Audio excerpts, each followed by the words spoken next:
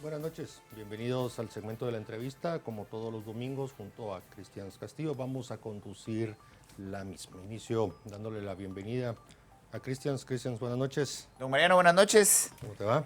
Pues ahí lamentando que volvamos a estos hechos y acontecimientos que ya vivimos en el país. Ya sabemos por dónde se transitan esa vía y ya sabemos cuál es el desenlace. Bueno, has introducido el tema. Efectivamente, hoy vamos a volver a tratar lo mismo que hicimos el domingo pasado, los eventos, la manifestación, los hechos violentos que se sucedieron ayer por la tarde y noche. Lo vamos a hacer con dos invitados, personas que están vinculadas al análisis y al estudio de seguridad, violencia, conflictividad, en fin, temas que, pues, con dos expertos con quienes vamos a tratar de establecer cómo se analiza y qué perspectivas tienen estas manifestaciones. Le doy la bienvenida a David Martínez Amador y también a Francisco Jiménez. A ambos, buenas noches, bienvenidos. Muy buenas noches. Buenas noches, un gusto. Gracias por compartir con nosotros hoy domingo totalmente en vivo. Inicio con David Martínez Amador. Bueno, yo creo que las noticias han volado, las imágenes en redes, en fin, se ha documentado ampliamente lo sucedido ayer en un menor número a los manifestantes de la semana pasada, pero yo diría rondarían 5,000, 7,000, tal vez 8,000 personas que se manifestaron y bueno, al final de la tarde, principio de la noche, derivaron nuevamente en violencia. Cuéntenos cómo analiza esta situación. A ver, a mí me parece que las expresiones populares, por llamarles de alguna forma, son sanas y siempre son un indicador fundamental de que la democracia está funcionando y son necesarias y eso hay que celebrarlo. Eventualmente uno quisiera ver que los mecanismos institucionales pueden funcionar y que la plaza es lo menos, pero esto es sano. Ahora, en términos de las expresiones violentas, que es lo que más capta las imágenes y particularmente lo que sucedió el día sábado pasado, a mí lo que me preocupa es que hay todo un aparente problema estructural, institucional, que tiene que ver con dos aspectos. Por un lado, me parece que hay un faltante muy claro de insumos de inteligencia en términos de ser capaces de prever estos escenarios. Es perfectamente válido decir que no vivimos en un mundo donde todo es color de rosa, por lo tanto siempre es fundamental considerar que van a haber infiltrados o que se van a dar situaciones de violencia provocada que afecta y que termina en demérito de quienes se están manifestando de forma pacífica, que eso hay que dejarlo claro. Y por el otro lado, me preocupa mucho un aparente comportamiento casi bipolar, si lo podemos poner así, de parte de la institución de la PNC, en el sentido de, y tengo la impresión que lo que sucede es que no sabe por dónde transitar. Y el sábado pasado creo que así como se lamentó en algún momento que hubo manifestantes que fueron lastimados, que fueron heridos, pues también hay que lamentar el día de ayer los oficiales en la situación en que se encontraban, personas que están exponiendo su vida por salarios que son realmente miserables y que estuvieron en una condición eh, pues muy compleja, 42 oficiales que son, uh, que, que son lastimados. Eso no debería estar sucediendo. Entonces, en el eje del debate, a mí me parece que es fundamental en algún punto deshacer ese nudo jurídico en términos de que se diga claramente dónde se rompe el orden público y dónde las fuerzas de seguridad pueden actuar con toda la confianza necesaria, dejando en claro que la institución tiene sus mecanismos y tiene sus protocolos, pero esta situación no puede seguir en esta forma funcionando, porque en el momento en que las instituciones de seguridad tienen miedo de actuar, porque están cayendo en una lógica en donde si actúo pues me va mal y si no actúo pues me va peor, lo que vamos a generar en algún momento es que las expresiones populares dejen de ser, porque el escenario violento cada vez va a ser más incontrolable. Creo al mismo tiempo que de forma estructural es necesario que se produzcan estos insumos de inteligencia, que lo que quiere decir fundamentalmente es información que permita hacer los escenarios más certeros para evitar estas condiciones. Lo que me preocupa a mí, y creo que es algo que se puede rescatar y poner en la mesa, es que hay que empoderar a la institución de la PNC. Hay que volver a restaurar ese proceso para darle capacidades y para Doctor hacer Jiménez, sentir. doctor Jiménez, buenas noches. Buenas Eh, noches, mucho gusto saludarles a todos. ¿A qué le atribuye, doctor, que la sociedad guatemalteca vuelva casi una década luego de que no habíamos tenido expresiones violentas en la calle, más o menos una década, en la que no veíamos este tipo de espectáculos, de buses quemados, de acciones de vandalismo, de destrucción, pues de edificios públicos, de bienes sociales, de bienes públicos? ¿A qué le atribuye usted que luego de casi una década se reactiven este tipo de expresiones, haciendo la importante diferenciación en que una cosa son las manifestaciones populares, las manifestaciones sociales pacíficas que hemos vivido en los últimos 5 o 6 años, y estas expresiones que podrían rayar inclusive en hechos provocados o mediados por estructuras criminales? Bien, yo subrayaría ese último punto que usted acaba de indicar, señalando de que yo no veo que estas acciones de las que se dieron el día de ayer sean resultado de la manifestación o de la expresión de la protesta en Guatemala. Guatemala tiene una vocación pacífica en las protestas y creo que ayer no fue la excepción. ¿Por qué? Porque no fueron los elementos, digamos, de la protesta, es decir, las personas que manifestaban, quienes articularon la violencia que ayer se vio, y está más que documentado. Es decir, si uno nota un simple análisis en los videos, uno nota que hay un perfil de las personas distintas a las que generaron la violencia con aquellos que estaban manifestando. Por lo tanto, yo no me atrevería a compartir la afirmación de que estamos en una situación donde se regresa o donde se toma la protesta violentamente. No, yo diría que es más bien una excepción en términos, o más que una excepción, una distorsión de esa dinámica que ha venido dándose en el país pacífica, de elementos extraños a los propios, digamos, manifestantes. Quienes estábamos ahí, vemos con claridad el perfil de las personas, vemos edades, vemos una serie de aspectos que normalmente se notan en estos perfiles. Y quienes manifestaron violencia directamente no están dentro del marco de esa manifestación.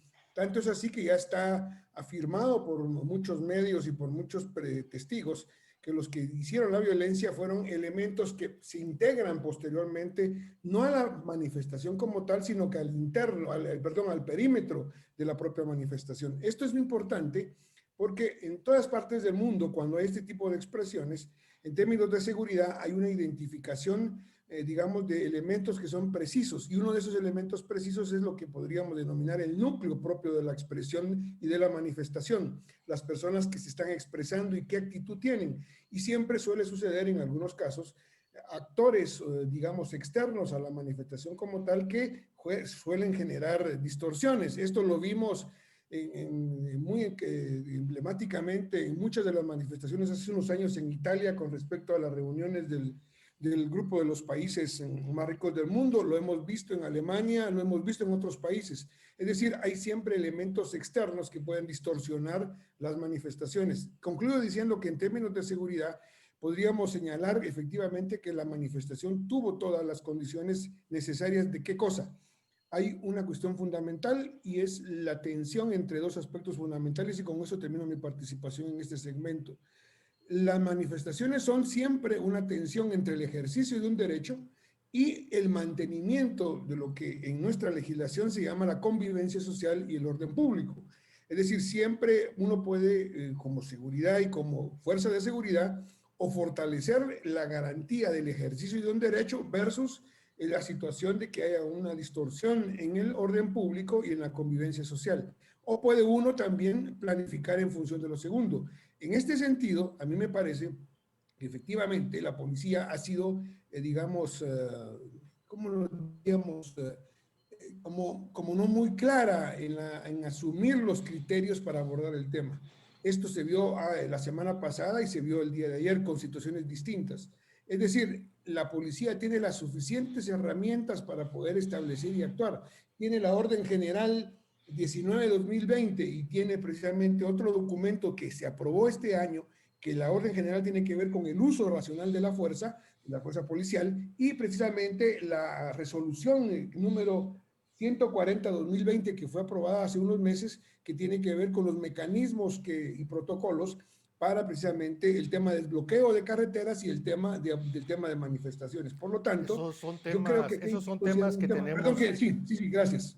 que tenemos que abordar con mayor precisión. Sí, claro. Regreso con David Martínez Amador. Bueno, este tipo de manifestaciones es como un canasto de desastre, variopinto, hay una mezcla de ciudadanos, tercera edad, políticos, jóvenes, universitarios, todavía adolescentes, en fin, no se identifica claramente un bloque que esté manifestando, teniendo como casi un único hilo conductor el tema del rechazo y repudio a la corrupción en todas sus manifestaciones.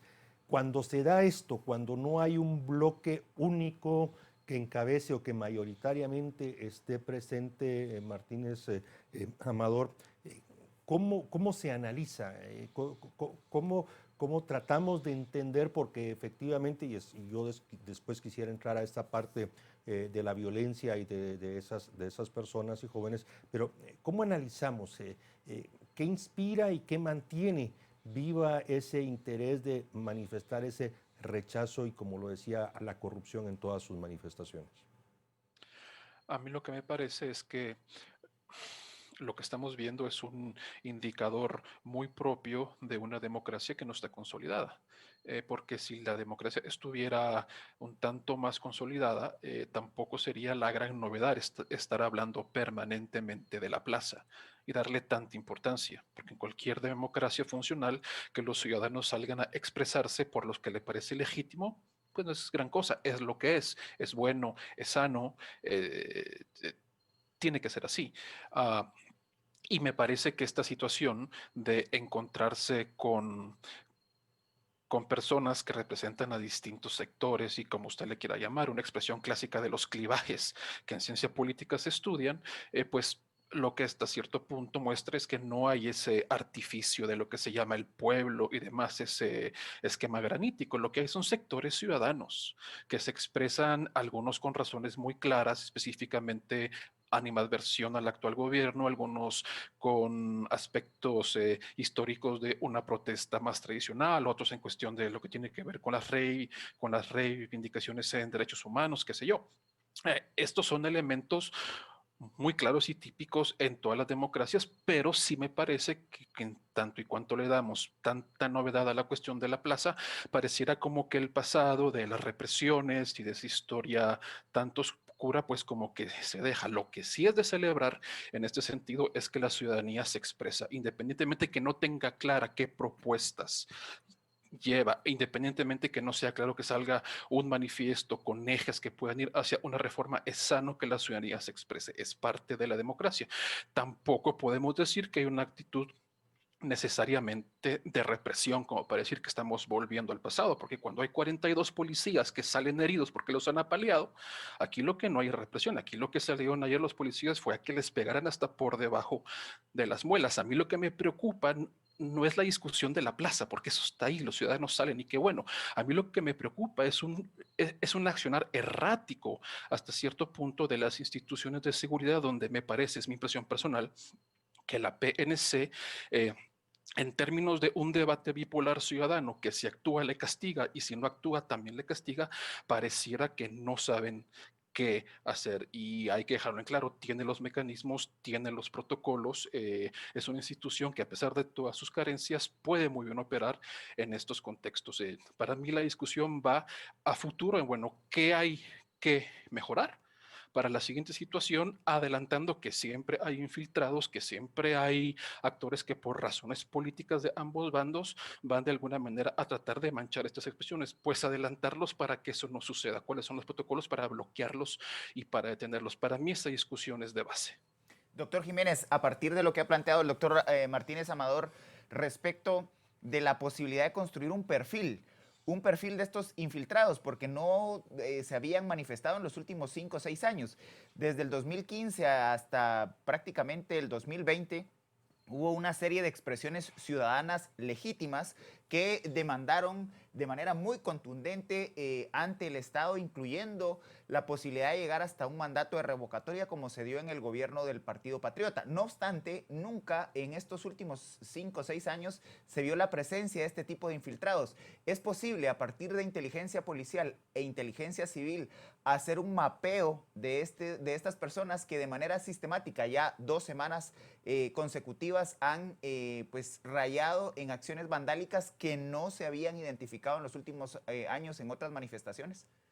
El día de ayer los infiltrados tienen la característica que no son parte, si uno lo nota, al menos ese es mi punto de vista, y se puede discutir obviamente, no son parte del núcleo de la manifestación. Esto hace más difícil que las tareas de inteligencia puedan ser efectivas. Y hay otro punto importante aquí, es que es importante que en el caso de Guatemala, no solo nuestra legislación en temas de inteligencia, sino que también por la propia historia de Guatemala, es muy difícil que las instituciones de inteligencia como DIGISI o inteligencia policial puedan hacer una inteligencia de este tipo. ¿Por qué? Porque puede rayar en la prohibición expresa que dice la ley que se ha de poder hacer trabajo de inteligencia para la identificación de grupos en función de ciertas posiciones políticas o de ciertas posiciones en el campo social. Eso es muy complejo. Eso es un debate que se ha discutido por muchos años en tema de inteligencia, que se carece precisamente de una reflexión y una doctrina para ver estos puntos. Esto no significa, por lo tanto, de que no se pueda prever o no se pueda hacer un análisis de riesgo, que es parte del trabajo de inteligencia, pero no lo es en el sentido de ubicación de grupos en particular. Ahora, a mí me parece que es importante retomar un punto que tiene que ver con ese elemento errático que decía el doctor Amador y que desde mi punto de vista tiene que ver con que efectivamente la Policía Nacional Civil tiene las capacidades tanto operativas, es decir, los protocolos, pero también la propia implementación de estos en términos de capacitación de las fuerzas especiales para afrontar estos temas. El problema para mí de lo errático es la conducción estratégica. Es decir, nuestra normativa establece precisamente que es el ministro de Gobernación que tiene la función de la conducción estratégica de las fuerzas de seguridad, conjuntamente con, obviamente, con el director de la policía. Aquí, ¿por qué menciono esto? No lo menciono solo por indicar el problema hacia esa dimensión, sino que en términos generales el problema de inteligencia, más que la identificación de grupos, también tiene que ver con proporcionar información e insumos de carácter estratégico que permitan este tipo de acciones. Es decir, se comportan efectivamente de una manera distinta un sábado al otro. ¿Qué fue lo que determina eso? ¿Es el desconocimiento de un protocolo? ¿Es la falta de capacitación o es más bien las decisiones estratégicas que se toman en un contexto mucho más amplio, que no es seguridad, no que es política? Aquí es un tema mucho más discutible, pero que para mí el problema está ahí, en la conducción estratégica de las fuerzas de seguridad en estos casos. Francisco Jiménez, usted pues no solo analiza, estudia, sino también ya pasó por la administración pública, precisamente en el cargo de ministro de Gobernación. ¿No le parece, y aquí haré una aseveración, y usted pues la analizará, y es en el sentido de que seguimos manejando o se sigue manejando la cosa de manera muy personal? El hecho de que usted haga mención de manuales, órdenes generales firmadas por autoridades anteriores, incluso las más recientes, recordemos que el ministro Reyes y su viceministro de Seguridad recién asumieron no más de 10 días, pues bueno, sencillamente hacen caso omiso. Todo resulta ser un tema del ministro que firmó o el viceministro y en fin, y cuando se ponen en la práctica, sencillamente se hace caso omiso de todos esos papeles a los que usted ha hecho mención. ¿Cómo lo analiza? Bien, yo creo que aquí hay dos cosas importantes. Una es que efectivamente cuando un ministro asume, no quiero analizar el caso particular de un ministro en concreto, cuando un ministro asume hay cosas que simple y sencillamente no está obligado a conocer a detalle y una de estas son estos protocolos. Es decir, pero en la conducción estratégica sí hay un punto importantísimo y es el punto de la vinculación y la comunicación entre el tomador de decisiones a máximo nivel, que en este caso es el ministro y el viceministro, con sus cuadros policiales. Entonces, efectivamente, usted tiene razón en el sentido de que a veces el desconocimiento de un ministro puede conducirlo precisamente a tomar decisiones que son equivocadas, pero Digamos, uno supondría, y esta es mi experiencia personal, uno supondría precisamente de que para eso están los mandos policiales que a uno le van a informar y le van a dar los insumos para tomar las decisiones. Yo pongo una anécdota y un ejemplo. Cuando yo fui ministro sucedieron algunos elementos, algunas situaciones complicadas de manifestaciones que generaron violencia en Coatepeque, estoy hablando del año 2008. Y mi experiencia personal, yo no sé si esto ha cambiado, pero digamos, en el hábito institucional, en las situaciones de esta naturaleza que pueden derivar en situaciones muy graves, el ministro está permanentemente informado por el director de la policía, por una simple y sencilla razón. Un ministro no puede carecer de la información para la toma de decisiones estratégicas. Efectivamente, quizá el ministro no conoce estos detalles de las órdenes y no tiene por qué conocerlo, pero sí tiene que tener todos los insumos que le permitan orientar estratégicamente estas decisiones. Yo personalmente en este sentido... Antes de pasarle la palabra a Cristian, yo difiero en un punto.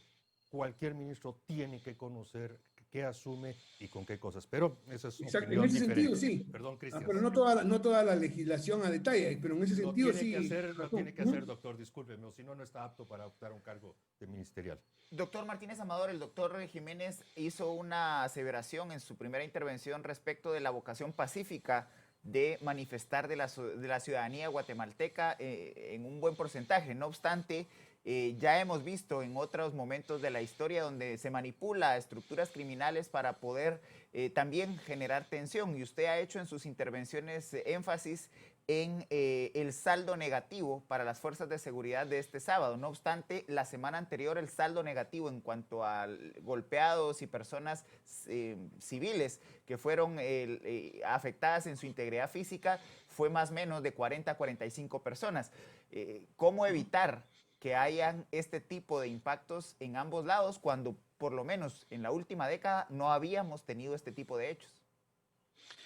De nuevo, porque si no queda claro la certeza para la persona que está en el terreno en términos que las decisiones que tiene que tomar luego va a estar empoderado ante las posibles consecuencias, lo que vas a ver son comportamientos claramente erráticos. Entonces es cierto, en el primer sábado de las manifestaciones hay una enorme cantidad de personas que son detenidas y después los jueces los dejan salir porque no hay ningún mérito, pero resulta también que cuando las piedras están volando de un lado para otro y los efectivos de policía están en esa situación, la forma en que tú detienes a alguien que puede estar ahí presente, aunque no sea un infiltrado, pero es una persona que corrió de un pedazo de la plaza para evitar violencia, también se lo van a llevar. Hay que reconocer que en este momento no puedes detener a una persona con las mismas consideraciones que lo harías en una situación normal. El punto es que estamos hablando, y esto también hay que ponerlo en la mesa, de situaciones que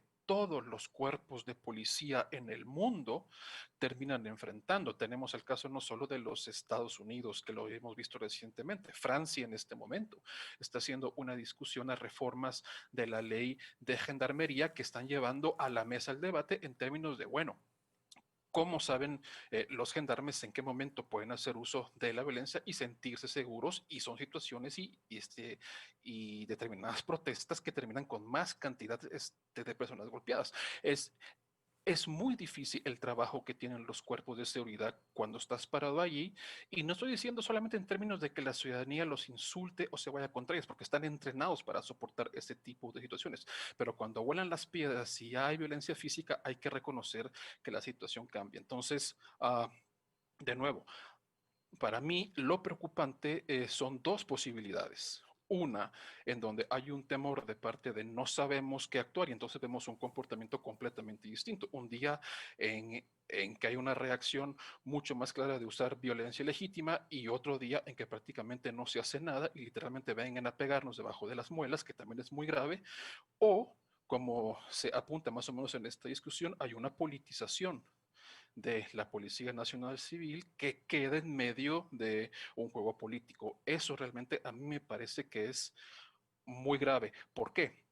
Porque los derechos ciudadanos en el espacio público solamente están garantizados cuando tenemos un cuerpo de policía que es claro en cuanto a sus funciones y que se siente empoderado y respaldado para saber cómo operar ante situaciones que en efecto son complicadas. Voy a hacer una pregunta, no sé quién la va a tomar, por lo menos sé que en el pasado con Francisco Jiménez lo hemos abordado y es un tema muy puntual.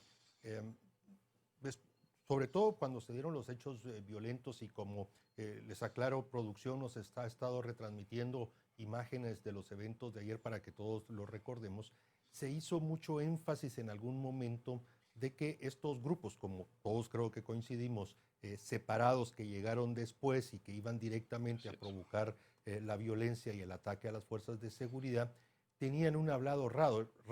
Eso fue más o menos la expresión que utilizaron. Y aquí viene mi pregunta, insisto, no sé quién de los dos.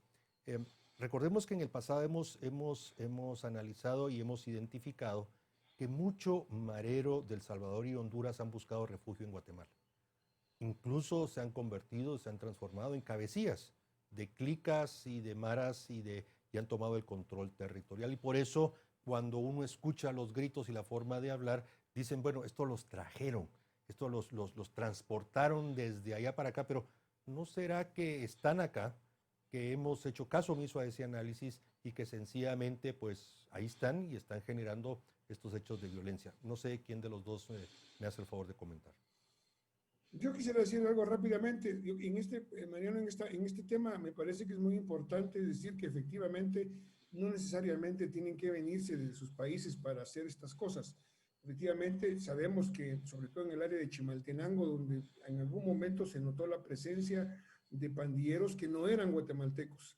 Y esto sí es importante porque efectivamente, primero hay que recordar que el uso de pandilleros para este tipo de situaciones no es nuevo. Aquí no puedo yo especular quién pueda tener la autoría intelectual de esa situación, pero sí puedo decir lo siguiente. Desde el gobierno del presidente Portillo y subsecuentemente en muchas crisis, sobre todo cuando eran las crisis del transporte, ustedes se recordarán estas manifestaciones cuando se tenía que ver el tema del transporte público, hubo mucha presencia de pandilleros que tuvieron acciones de esta naturaleza, lo que significa que, digamos, hay una utilización de estas estructuras para este tipo de situaciones. Y esto genera dos cosas importantes. Uno, de que sí efectivamente están operando personas no guatemaltecas dentro de las pandillas y en algunos casos han ocupado niveles de liderazgo. Y segundo, que aquí sí creo yo que hay que considerar lo que decía el doctor Amador sobre el tema de la inteligencia. Aquí sí es importante que inteligencia, tanto DIGISI como inteligencia policial, debería de tener un mapeo muy concreto de estas presencias de no guatemaltecos en las pandillas. Esto sí me parece que es un tema que hay que relevar mucho. Doctor Martínez Amador, agregando a la pregunta que hacía Mariano respecto de la posibilidad de la presencia de pandilleros de otros países, también es importante analizar por qué el Estado no actúa y por qué actúan este tipo de actores criminales hasta este momento, porque vuelvo a insistir, en los últimos 6 años no se dieron hechos de esta naturaleza y aunque los pandilleros han estado activos durante todo este periodo, no habían sido instrumentalizados, si podemos plantear esa hipótesis, como se está dando en los últimos hechos. Sí, a ver, lo que te puedo decir en ese sentido es, hay un problema a nivel macro que es serio y que tiene que ver con la seguridad y que me parece revierte a lo que vemos en la calle. Y es lo siguiente, cuando tú tienes 3 ministros de gobernación en un lapso tan corto, lo que generas es una situación de inestabilidad en los procesos de la toma de decisión que se revierte hacia todos los actores. Eso no se puede dejar de poner en la mesa porque estamos constantemente en un proceso donde corre y va de nuevo. Segundo, hay que también preguntarse cuál es el apoyo que otras instancias que hacen inteligencia, y cuando decimos inteligencia no quiere decir espiar y detectar perfiles para luego tomar acciones que te puedan hacer pensar en el pasado, es solamente buscar información que no tiene que ser necesariamente ni falsa ni verdadera, pero posible para crear tus escenarios. Bueno, hay otras instancias que podrían estar apoyando en términos de inteligencia civil, que me parece que están brillando por su ausencia. En cuanto a la pregunta que tú me haces de estas personas extranjeras con vinculación con las pandillas, yo no voy a responderte quién es el actor que posiblemente las esté usando, porque ese juego político no es el mío. Lo que sí te puedo responder en términos de quienes hacen inteligencia, que es un poco más mi experiencia, lo que tú supones es esa posibilidad. que hay actores políticos y en un contexto como el guatemalteco tan polarizado, los dos extremos, derecha e izquierda, uno puede suponer que las reglas no siempre van a ser respetadas. Tienes que adelantarte a esa posibilidad, independientemente de quiénes fueran los actores infiltrados, ya fuera que lo que trae son personas que están en los asentamientos para que generen algún tipo de actos vandálicos o pandilleros o lo que fuera. Ese es un elemento que tiene que estar necesariamente en la matriz detectada, porque no se podía pensar que las expresiones actuales iban a ser pacíficas, porque hace 5 años fueron pacíficos. El contexto cambia, permanente cambia los elementos que pueden producirte daño en el espacio público. Eso tiene que estar presente. Supongo yo que con las detenciones que se han hecho, con la información que se va recabando, esa pregunta que tú me estás haciendo eventualmente tendría que poder responderse. Aquí lo que tiene que preocuparnos es el hecho de que la inteligencia es información que ayuda y la inteligencia no es un elemento político, no tiene que ser política, es política.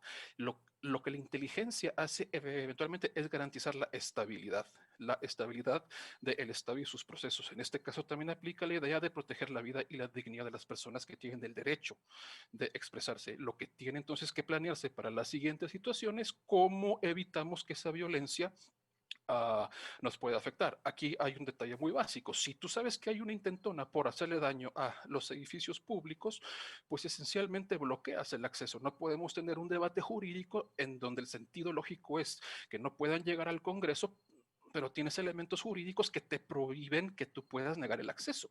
Sí, aquí hay un debate jurídico también que hay que poner en la mesa si lo que quieres es evitar esta situación. Quiero detenerme un momentito en lo que ya se está hablando, porque se lee, se escucha sobre los temas de inteligencia y las entidades responsables, y créame, creo que algunos incluso creen que ese romanticismo, diría yo, de pensar de que la efectividad de la DICI, de la DIGICI, de la DICRI, de la CIE, de la Secretaría Técnica del Consejo Nacional de Seguridad, pues es similar o mejor a la que en algún momento tuvo el archivo o tuvo la G2, en fin.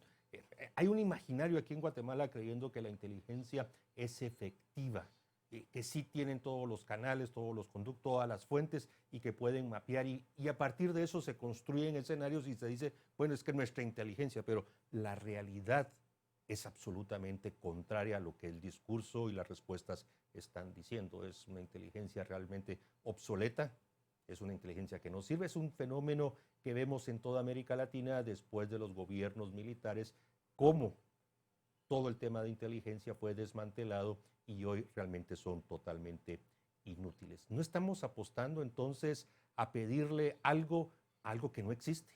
Doctor Jiménez.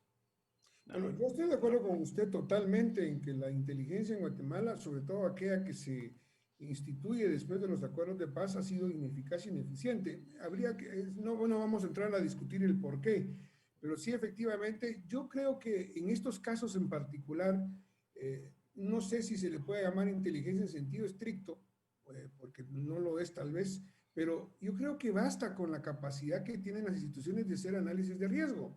Es decir, no se necesita tener, efectivamente sería el ideal de tener todo un sistema de análisis estratégico que permita entender los movimientos sociales y de ahí determinar los riesgos, por supuesto, por eso es pedirle peras al olmo a las instituciones de inteligencia en el país. Y peor todavía si queríamos identificar grupos de pandilleros que puedan o no participar en un acto violento, en una manifestación. De igual manera es pedir peras al olmo. Pero sí se pueden establecer niveles de riesgo en términos generales de cuánto puede ser un riesgo la participación, por ejemplo, de estos grupos en una manifestación o cuáles son los riesgos efectivamente del ejercicio del derecho a la manifestación. Son cosas que yo me temo que también carecemos en las instituciones. No solo el problema de inteligencia, sino que el problema en general de insumos que permitan la toma de decisiones de un funcionario público de alto nivel.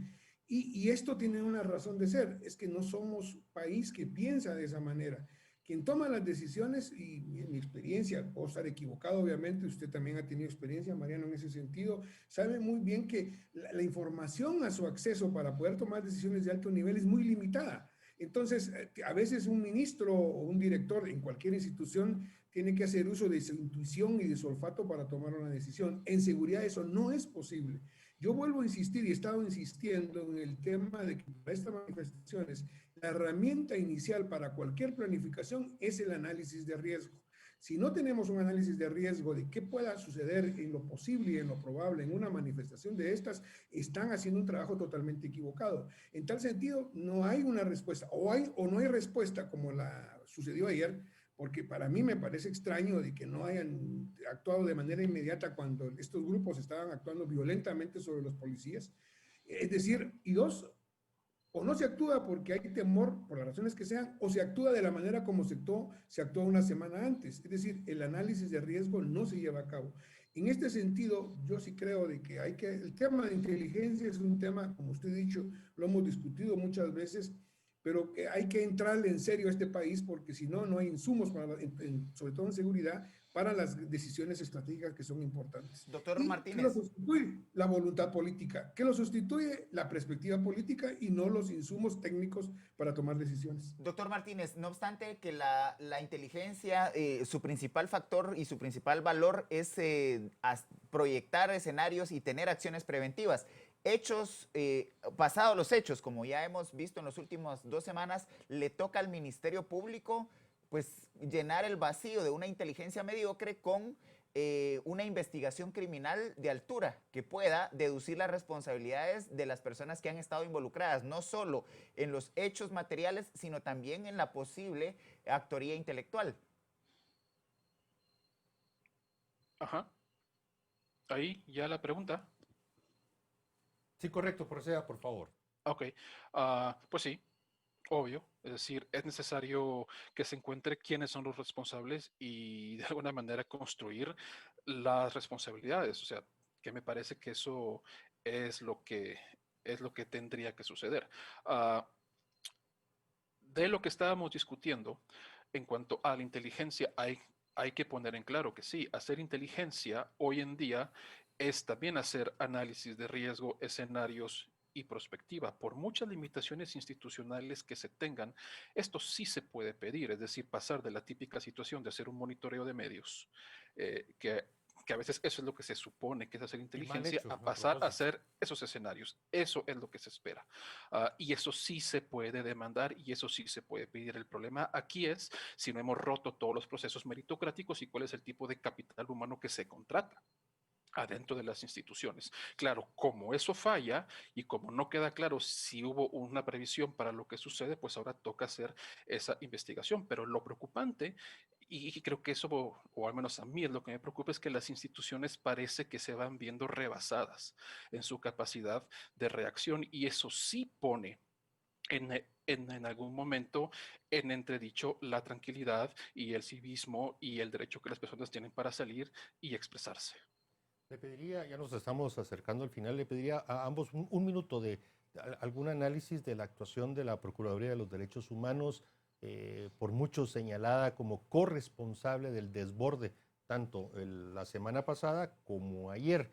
¿Cómo lo analizan la institución y los amparos que solicita y una CC que los otorga sin siquiera tomar en consideración, por ejemplo, la ley anticapuchas vigente, quiero decirlo, vigente, pero que aquí todos lo omiten? A ambos, por favor, un minuto.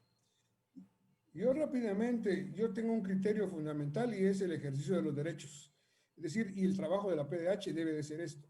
Digamos, la seguridad debe ser vista en función de garantizar los derechos. En este sentido, puedo tener críticas de detalle técnicas con respecto a la PDH, pero su función fundamental la está cumpliendo. Es decir, yo, ciudadano individual, necesito tener la garantía que el Estado me permita ejercer mi derecho y eso hace la PDH y hay que insistir que debe de mejorar en esa función. Martínez Amador. Sí, concuerdo en ese punto. Entiendo que la PNC hizo una solicitud el día de ayer para que se hicieran presentes distintas instituciones, incluyendo la PDH y otros actores, para garantizar si se hizo presente o no y todo lo que haya hecho. Bueno, al final del día lo que estamos viendo es que las instituciones se están viendo rebasadas, pero por incapaces que puedan parecer y por frágiles que puedan parecer, la apuesta está en construir instituciones que funcionen. Si no apostamos por eso y las politizamos, estaremos teniendo esta discusión en el país la siguiente década y la siguiente década. En los segundos, Y eso no puede seguir. en los segundos que nos quedan, ¿cómo leen ambos el que estas acciones vandálicas sean casi que exclusivamente de la ciudad capital, una expresión citadina que, aunque han habido acciones de menor impacto en algunos departamentos, sigue siendo en la ciudad capital y en la Plaza de la Constitución el centro de este tipo de acciones. Tiene mayor impacto por la presencia de la comisión de la misión de la OEA, por ejemplo, y en el interior tendría menos impacto, y también organizar este tipo de acciones, aunque sean vandálicas, necesitan logística y necesitan organización, y hacerlo en varias ciudades de Guatemala al mismo tiempo tiene sus implicaciones. Martínez Amador. Y si los actos vandálicos suceden en los cascos urbanos, pues se pueden mediatizar mejor y generas un efecto de polarización que desde la capital se puede regar hacia los distintos contextos. Bien, agradecemos a ambos que nos hayan acompañado esta noche de domingo. Muchas gracias por haber separado un poco su agenda personal y dedicarlo al análisis y al estudio de los eventos. Gracias, buenas noches. Muy buenas noches, gracias. Bueno, Cristian, a ver qué nos viene. Sí, desafortunadamente cualquier confrontación entre la sociedad y el Estado va a terminar con saldos negativos en dignidades humanas violentadas y desafortunadamente en integridad física igualmente. Nos solidarizamos tanto con las personas que la semana pasada salieron violentadas como ahora las fuerzas de seguridad. Sí, efectivamente, toda nuestra solidaridad a las fuerzas de seguridad, particularmente de la Policía Nacional Civil. Bueno, damos por terminada esta entrevista. Los invitamos en el caso específico con Cristian Castillo para que el próximo domingo nuevamente nos acompañen en una entrevista totalmente en vivo. Y como recordarán, durante toda la semana a las 8:45 está para el análisis y estudio de los eventos del día. Muchas gracias, buenas noches, buen descanso.